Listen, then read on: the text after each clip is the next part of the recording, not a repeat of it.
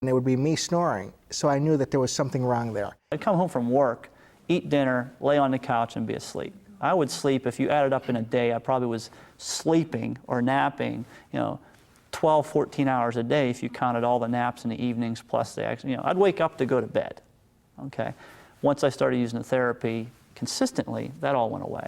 The impact on my life was a lot of things. I mean, I used to not be able to sleep in the same bed sometimes with my wife. I mean, I'd toss and I'd turn. We'd stay together for a little bit, but then she would get fed up because I was pulling the sheets off and waking her up and still in her sheets while I was there because I thought it was cold.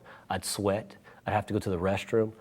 Numerous things. And also, during the day on the weekends, I mean, I'd fall asleep right after I woke up. I'd go back to bed for about 30 minutes. I'd go eat lunch. I'd take a nap. Before I'd go out at night, I'd take a nap again. And somewhere along the way, you realize something isn't right. And I mean, it just isn't normal.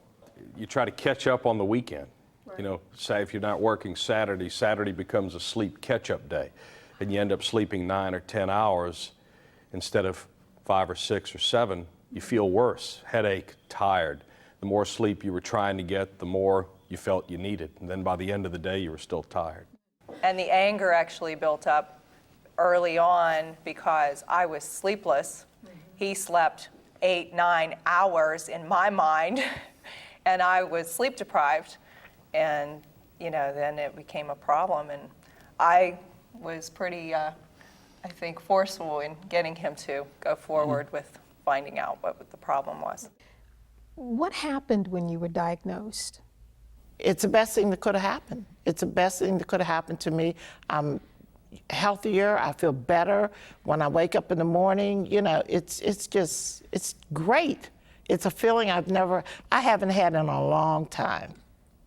And I don't wake up tired, I don't wake up cranky, and I'm ready to do whatever I need to do for the day. It changes him and us as a unit, that he has the ability now to actually have extra time to spend with us and doing activities, and he's much more active than he ever was prior to being on his sleep apnea machine. It makes you a better father because you want to play with your kids.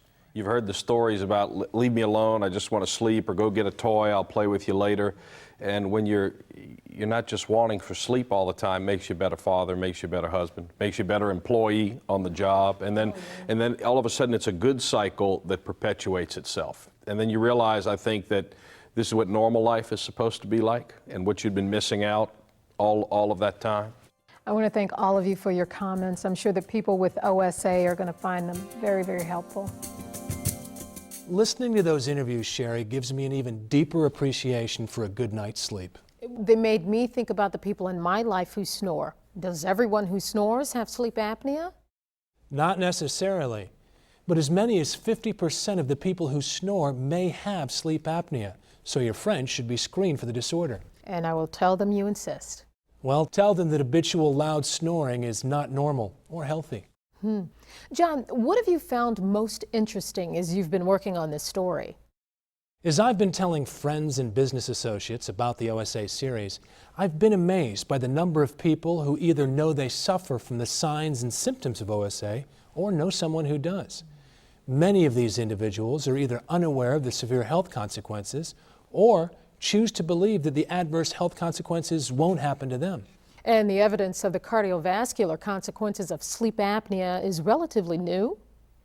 The case has been building over time, but significant results have come to light in the past 5 years. New research efforts are now looking at the relationship between sleep apnea and other disorders, like diabetes. And I'll look forward to hearing more about that research. John, what will you have for us in the next edition? We'll take an in-depth look at the diagnostic process and treatment options. Please join us for the next edition of Inside OSA, and thank you for watching.